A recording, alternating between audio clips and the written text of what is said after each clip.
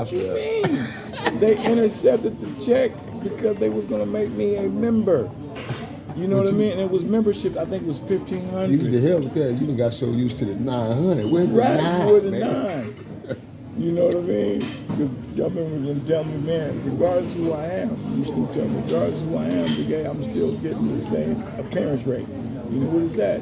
You be on TV, you get 900, whatever the appearance rate was. Well, you just grabbed the mic. I just grabbed the mic, yeah. But see, I got to look at the opportunity. And I appreciate everything, every opportunity, man. Yeah. You know, have an opportunity to manufacture the CD, to represent that in the street, you know what I mean? But it gained momentum. Right. You know, it's not like I didn't bring nothing to the table. Right. You know what I mean? Right. There's a lot of us that take an opportunity just to hang around, Just to hang out. smoke weed. Niggas don't bring nothing. Nothing. A logo or nothing. You know, I remember the first Give me a tour. stack of flies, homie. I'm gonna hit these cones. The They first don't tour. say nothing. I remember the first tour. I think I missed the first one because I still had the record shop. But when I closed the record shop, I got in it. Talking about Easy in the first two. Nah, Snoop. Oh, Snoop and them, Snoop okay, yeah. so when they brought me in, Dad brought me in as well. I remember Dad was like, Snoop said you can go on tour with him. Is that right? So you be on the bus with us. You get a bump on the bus. What? Never been on a tour bus in my life. Been on a charter bus, but on a tour bus, right? See the bump. So you basically getting broke in now. Yeah. Now, how do we make a way? Now, coming from the streets, and coming from the marketing side of it, I was like, shit, he paying y'all. How do, you know, I can go out there and have fun. I want to have a job. So I told Dad, let's just create some t-shirts. Just put Dog Pound on a t-shirt. Put Dog Pound on a hat, Dog Pound on a beanie. Let me sell them motherfuckers merch food. So we asked Snoop, so I said, y'all do what y'all want to do. What? So Dad's invested about $2,000 in the t-shirts, hats, and beanies. And I would get authorized through Snoop's regime, his management, to let Big A sell t-shirts up in the front of the arena. So the arena would give me a table. Get your t-shirts, get your dog on, yeah. In the night, 6,000-7,000. Sold out. So now we're on the road. Now I gotta get shit sent to me. Yeah, in and out. Yeah. So we because we paid for the merchandise up front, the manufacturing company, which was in LA, would manufacture the stuff, and I would give them the address to the hotel. And they would ship it to the hotel of the next city or whatever. So I get there, the box is already there. So I had enough sent to me where I wouldn't order the Stay in stock. I put it under the bus. Fuck all the clothes that's in my motherfucking briefcase. Put the t-shirts in the briefcase because the tour buses would leave at the hotel. So we have to get to the arena through shuttle vans. So I would go there early during sound check with the briefcase with about 50, 60 t-shirts, 50, 60 hats. Grind them out. That's when I really learned the game. More coffee? Oh, I'm good. I'm good. Any coffee? So it was always opportunity. And making sure Dad's ate. Yeah. So once I learned that, man, it was off to the races. And we learned manufacturing distribution. So it appears then basically you came up with the merch idea, not even knowing what you were You know, doing. Death Row never did much. Yeah, not even knowing what you were doing. Just building it up. Because I was going to be out there for 30 days. I was a couldn't. thinker. I don't know what Daz was getting paid from Snoop to perform, background vocals. Right. He said, and then Daz gave me an opportunity. He said, fuck it, I was letting him get double beds. So we had double beds. So I had the room key with Daz. You know what I mean? And that was cool. Then he started getting his own room, started getting his own room, and started building up from there. You know what I mean? So coming from where we come from the streets, and then seeing how that machine moves was a good game. Good game. You know what I mean? I never thought of going backstage or through the underground tunnel of the arena and getting the glamour. This Makes was a difference. backstage? This was backstage, Yeah, baby. right? And that's what every artist want to do. You know what I mean? And I get it.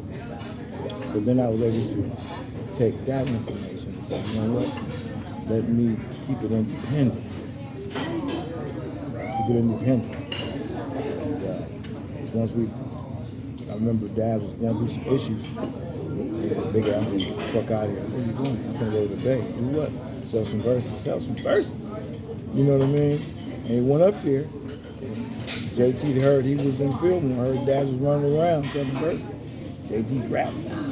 You know what I mean? Let's go do an album. You know what I mean? JT knew how to find investors. Young niggas do that. That's one thing about that little narrow nigga red boy. They JT. don't give him his props. Nah, man, I tell him JT was a everybody, cold pioneer, we man. stayed out there, what, 5 days? You know, and just run around with JT. Yeah. I remember Dad was like, "Big A, we getting some t-shirts made." Where? You know what I mean?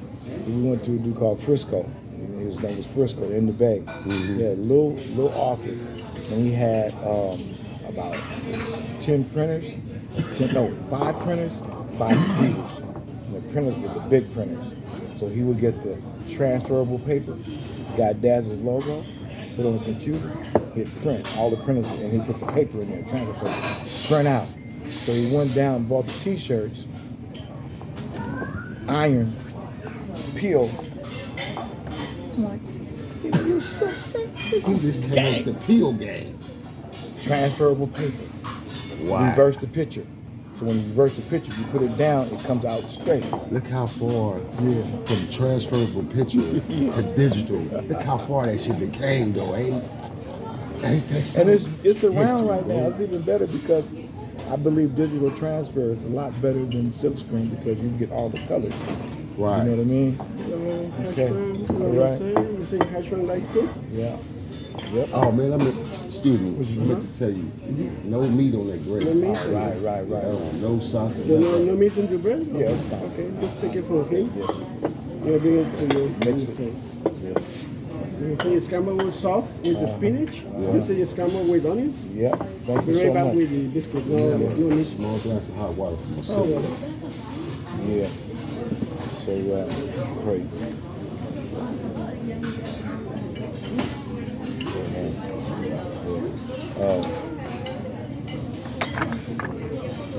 Once that started happening, man, I knew, and in this game, like right now, it's what I learned from what I didn't do in high school. I didn't play basketball. I didn't play football. I didn't do the high school activities. So when I got out of high school, I'm like, damn, if I ever went back to school, I would get more active. You know what I mean? I didn't get in the yearbook. You know what I mean? I would do it differently, right? So when I got an opportunity to keep mashing in the music business, I said I'm gonna take every first opportunity as my second opportunity and learn from it, not just let it pass by. Right. Not just let it pass by. And there's a lot of ups and downs, believe me, man. A lot of ups and downs. It's not So, easy. so just out of curiosity, when JT snatched me to go do the whole album,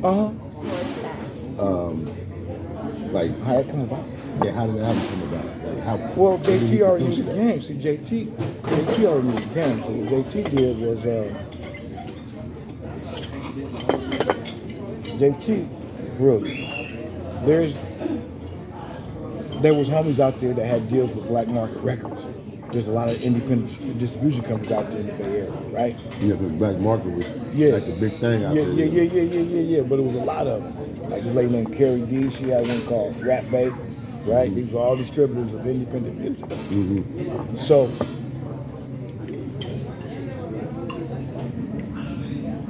you didn't have to be a rapper, just have to be a record label, pay little artists. Give me an album, nigga, you go 10,000. Hot water Yes. and biscuit. Okay, now sausage. Thank you. Yeah, okay. Yeah. So there was young niggas out there in the Bay Area who had record labels who just bought independent records. If he liked it, he'd pay you $5,000, $10,000 for it. Up Young- front. Up front, here, man, it's my record, sign off on it. And he would put it out. He would put out 10,000 pieces on the underground. Oh, okay. You know what I mean? Right. Through the underground distribution channel they had out there in the Bay. Right. The Bay Area music was popping. Right. So they took me around to all of that. So what JT did, he went to one of them boys, and the dude said, "Nigga, you bring me, I'll give y'all 60,000." and let me get the first 20,000 units. JT got 30,000 that night, and Dad broke that shit down. Went to JT studio at a part of the side of this right here. JT had all his work, all his independent albums on the wall, and they cracked out an album in Long Beach to Fillmore. Took that motherfucking record back to the little boy that JT, day, man. picked up that cheese, right? Once we seen that game, I'm like, okay, that's it. You know what I mean? Mm-hmm. That's it now.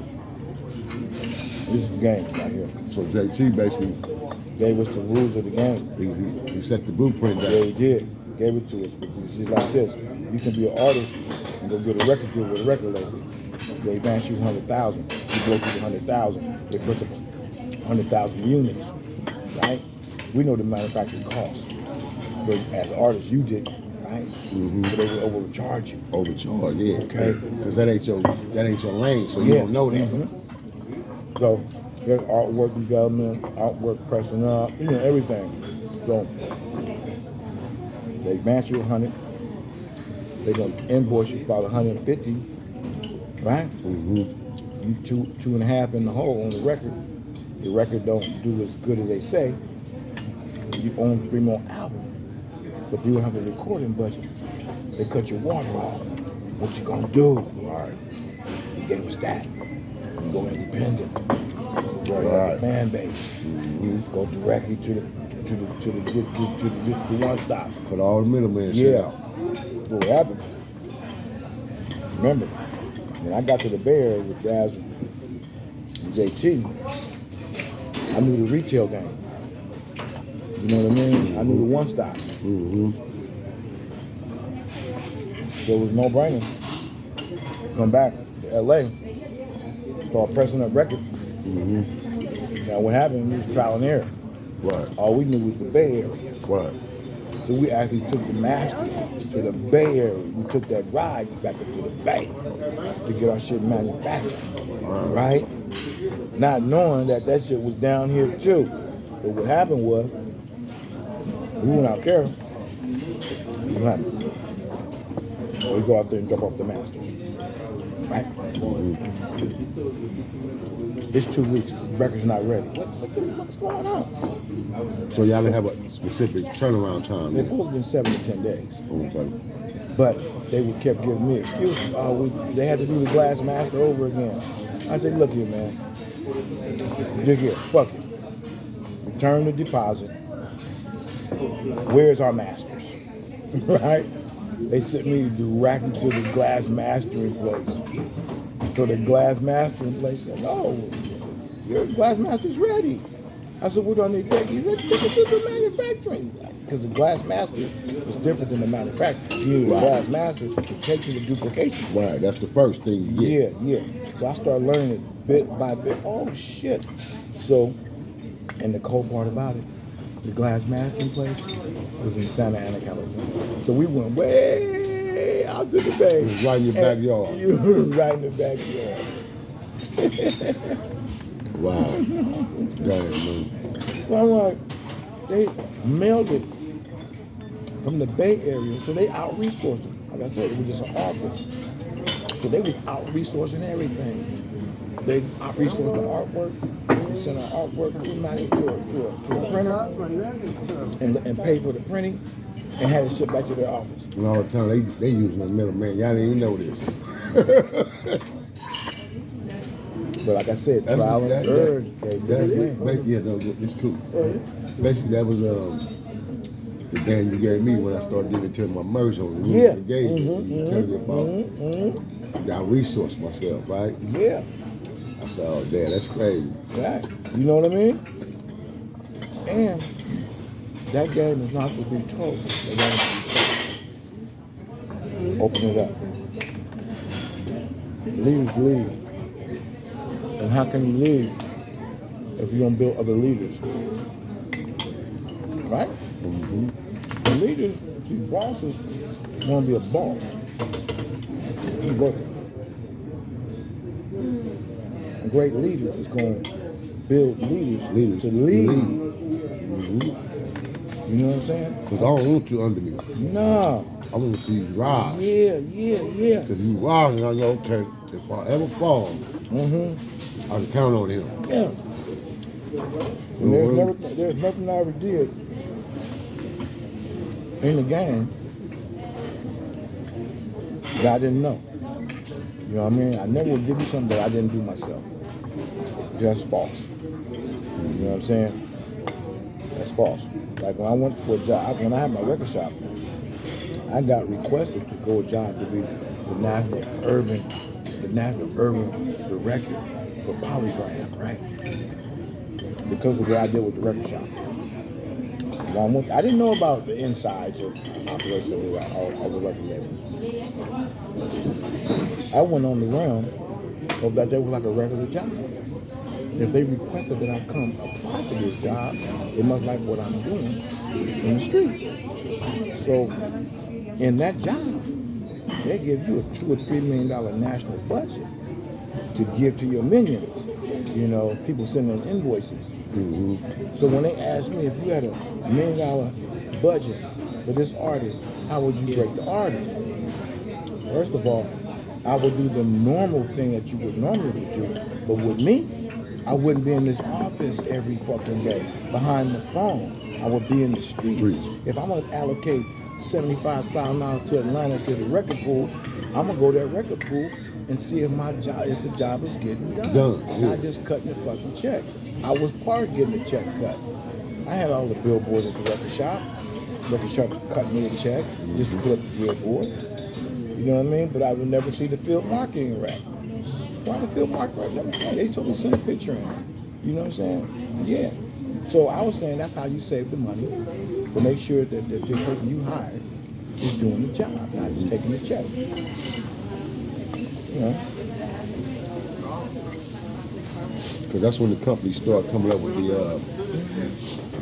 the idea as far as photo presses and start taking pictures of everything that's being built in the streets. Because y'all taking these budgets and just throwing the posters in the trash cans, man. And then certain execs would send their scouts out and ride around, and they didn't see no posters and billboards. They knew their money wasn't being spent the way it was supposed to be spent. This is Russell Simmons gang, that gang. I was part of that street team. And he said, when I give you a budget,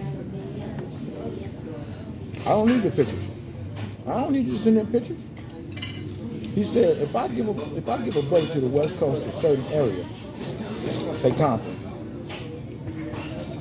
I invoice them, say $5,000, and I indicate this is what I'm going to do. If Russell Simmons and Def Jam didn't get a ticket from the city, you wasn't doing the job. Meaning y'all got too much damn garbage out here on all the poles. Everywhere. Yeah. I need tickets. Yeah. That's what they do. That's what he said. My boys out there doing their shit. They doing their shit. He said, if I don't get a ticket, you ain't doing your job. Yeah, I preferably pay for that ticket. I want to pay for that ticket. I know let me know my promotions is in the city like it's supposed to be. Yeah. And that's crazy because we used to have a blast with that shit, making niggas was out here, street teams was out here, man, put it in. Boom, boom, boom, and push it up, boom, boom, boom, boom, push it up, boom, boom, boom, boom, wrap around the pole. Nigga, I got a street look up, see the whole album way all the way to the pole. And the city would have to clean it up. Yeah. And they would find the record label. Oh, wow. So he would pay. Even when they used to plaster them on the walls and shit, all that on. He would pay it. So that was Russell Way saying, I don't need no photos. I don't need photos. I know how to get proof. Your next contract would be, if I get tickets, then you're doing your job. Wow. And he said they're at a convention because we would do the convention like in Palm Springs, Urban Network, Gavin. When we do the Urban Networks and conventions, Not terrorists, we're not no gangsters, we revolutionaries, and that's how we